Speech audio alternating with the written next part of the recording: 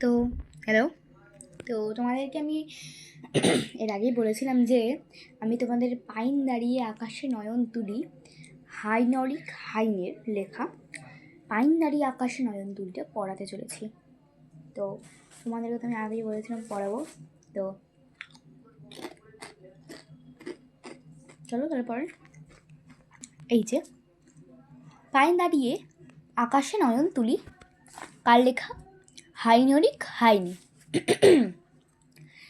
উত্তরে বুনো নগ্ন পাহাড় পড়ে। আচ্ছা, তো পড়ার আগে বলে দিই আমি কিন্তু প্রথমে পড়াবো, তারপরে বোঝাবো, ঠিক আছে?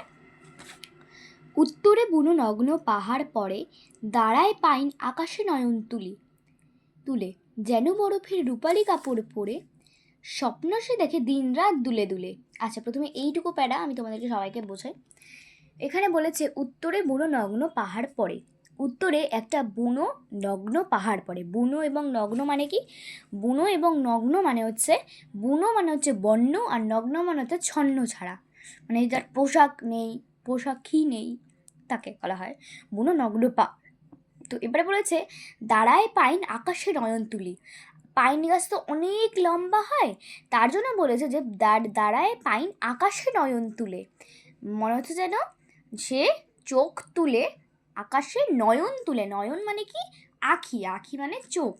চোখ তুলে দাঁড়িয়ে রয়েছে, যেন বরফের রূপালি কাপড় পরে, স্বপ্ন শেষ দেখে দিন রাত দুলে দুলে। মনে হচ্ছে বরফগুলো পুরো একদম পাইন গাছের মধ্যে মানে ঝরে ঝরে পড়ছে, তো তার জন্য মনে হচ্ছে যেন যেন বরফের রূপালি কাপড় পরে, মনে হচ্ছে যেন বরফের রূপালি কাপড় পরে রয়েছে সেই পাইন গাছগুলো। স্বপ্ন সে দেখে দিনরাত দুলে দুলে। স্বপ্ন দেখে দিনরাত দুলে দুলে। এবার কি দুলে দুলে দেখে স্বপ্ন, সেটা আমরা পরের প্যাটাতে পড়ছি।